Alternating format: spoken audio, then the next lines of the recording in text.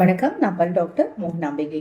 நம்ம ரூட் கெனாலை பத்தி ரொம்ப விரிவா பார்த்தோம். ரூட் கெனால் பண்ண தவறி நம்ம ஒரு பல்ல எடுக்கிற நிலைமைக்கு போன பட்சத்துல அந்த பல் இல்லாம வாழ்றதுனால என்ன மாதிரியான பாதிப்புகள் வரும் அப்படிங்கிறத நான் விரிவா சொல்றேன்னு சொன்னேன்.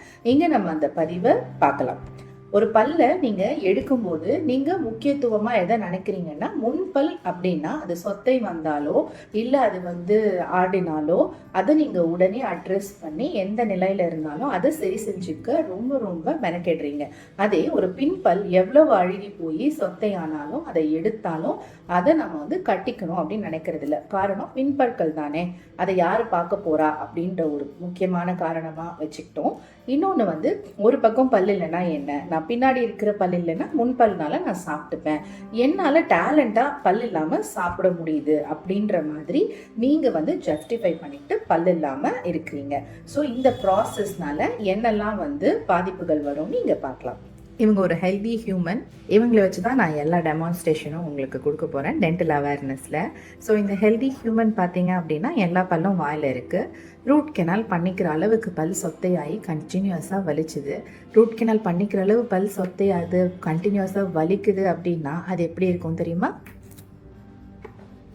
இந்த மாதிரி ஒரு சொத்தை கண்டிப்பாக இருக்கும். அப்படி இல்லை அப்படின்னா சொத்தையே இல்லாமல் கூட நம்மளுக்கு வேர் நுனியில், அதாவது ஈறுகள் பலவீனம் அடைஞ்சு நம்மளுக்கு சாப்பாடு உள்ளே போய் இந்த மாதிரி வேர் நுனியில் கட்டி இருக்கும் போதும் இந்த மாதிரி கண்டிஷனில் நிறைய தலைவலியை தான் நீங்கள் உணர்வீங்க.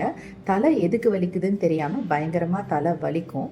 ஸோ இப்படியெல்லாம் இருக்கிற ஒரு நிலையில் இருக்கிற பல்ல இது பல்லு நாளன்ற மாதிரி நம்ம ஐடென்டிஃபை பண்ணிக்காமல் விட்டு ஃபைனலாக பல்லு நாளன்னு தெரியும் போது நம்மளை அந்த பல்ல வேர் சிகிச்சை செஞ்சு காப்பாற்றிக்க முடியுமா முடியலையான்ற நிலைமைக்கு வந்துடும். ஸோ இந்த மாதிரி பாதிக்கப்பட்ட ஒரு பல்லு அப்படின்னா ஹெல்த்தியாக இருக்கும்போது அந்த பல் இந்த மாதிரி ஹெல்த்தியாக இருக்கும். உங்களுக்கு பாதிப்பு அடைஞ்சிச்சு அப்படின்னா அதோட உட்பகுதி எப்படி இருக்கும் அப்படின்னு பார்த்தீங்கன்னா, அப்படியே நீங்கள் வந்தீங்கன்னா இந்த வேர் பகுதியானது வீங்கி சொத்தையினாலோ இல்லை ஈர பிரச்சனைனாலோ வீங்கி நம்ம உடம்புலேருந்து மண்டைக்கு போகக்கூடிய மூளைக்கு போகக்கூடிய நரம்பு மேலேயே கட்டி வர்றதுனால கண்டினியூஸாக வலிக்கும்.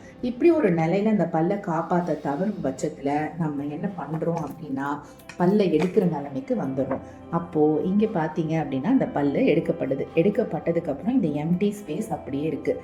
இப்போ யோசிங்க, இந்த மாதிரி இருக்கிறதுனால உங்களால் முன்னாடி சாப்பிட்டு இருந்த மாதிரி ரெண்டு பக்கமும் அரைச்சு சாப்பிட முடியுமா? நிச்சயமா முடியாது.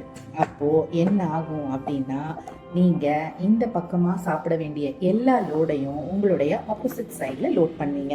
அப்போ கண்டினியூஸா என்ன ஆகும் அப்படின்னா, 1 வருஷத்துக்கு ஒரு தடவை 2 வருஷத்துக்கு ஒரு தடவைன்ற மாதிரி நீங்க ஒரு பல்லா பாதிப்படைகிற நிலைமைக்கு போயிடுவீங்க. இந்த மேன் 30 வயசுல இந்த பிரச்சனையை ஃபேஸ் பண்ண ஸ்டார்ட் பண்ணியிருக்காருன்னா அவர் சரியான முறையில் வைத்தியம் எடுத்துக்கல அப்படின்ற பட்சத்தில் 45 வயசுக்கெலாம் மொத்த பல் செட் போடுற அளவுக்கு வந்துடுவார். அதுக்குள்ளே அவர் ஹெல்த் கம்ப்ளீட்டாக ஸ்பாயில் ஆகிடும். டென்டல் அவேர்னஸோட தொடர்ச்சியாக ஒரு பல்ல ரூட் கெனால் பண்ணலை அப்படின்னா என்ன ஆகும் அப்படிங்கிறத பற்றி பேச ஆரம்பித்ததில் முதல் பகுதியை நம்ம கம்ப்ளீட் பண்ணியிருக்கோம்.